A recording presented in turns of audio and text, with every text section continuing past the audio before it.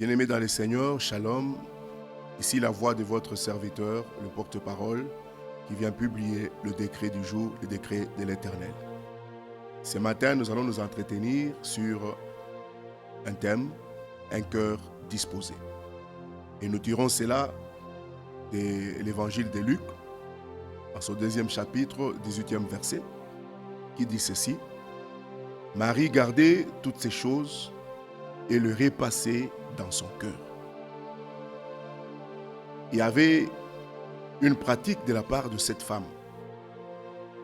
Elle était bénie, mais qui mettait en jeu 3 choses, 3 capacités de son être. Sa mémoire, elle gardait toutes ces choses en elle, ses sentiments, elle les gardait dans son cœur, et son intelligence. Donc cette femme, elle a reçu une promesse, elle a entendu des choses sur l'enfant qu'elle portait, et elle a mis en pratique 3 principes, 3 choses qu'elle faisait. Sa mémoire, elle gardait cela dans sa mémoire, elle gardait toutes ces choses, elle a ses sentiments, elle gardait cela dans son cœur, elle a son intelligence. Elle les repassait de sorte que sa mémoire, ses sentiments, son intelligence étaient travaillés par ce qu'elle avait entendu. Nous avons besoin d'avoir un cœur disposé. Bien d'entre nous, nous avions reçu une promesse, une parole sûre du Seigneur. Et laisse-moi te dire que la Bible dit que tout homme soit considéré pour menteur et que Dieu seul pour vrai. Ainsi dit l'Éternel qui t'a été donné. N'est pas une parole d'un homme, mais c'est une parole de quelqu'un de sûr. Et nous pouvons y faire foi. Mais pour que nous puissions vivre cela, nous devons avoir le même comportement que Marie. Elle a mis à contribution sa mémoire. Elle gardait toutes ces choses. La Bible dit ici que lorsque la prophétie t'a été donnée, si elle tarde, la Bible dit, attends-la. Mais la Bible dit aussi qu'il faut l'écrire sur des rocs, la graver pour que tu ne puisses pas la perdre. Marie a fait une deuxième chose, c'est que non seulement elle a mis à concours sa mémoire, mais ses sentiments. Bien de nous, le Seigneur nous a fait une promesse, nous a donné une parole. Elle a ainsi dit l'Éternel. Mais des fois, dans notre cœur, nous sommes devenus lents à croire. Et les doutes s'installent petit à petit. Et ça fait que nos cœurs ne soient pas disposés pour vivre le miracle du Seigneur.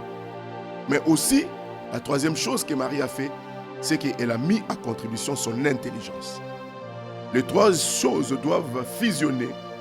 Les 3 choses doivent être ensemble pour que nous puissions vivre la main de Dieu. Bien-aimés, souvenez-vous de ce que vous avez entendu du Seigneur Jésus, de ce qu'il a fait pour vous.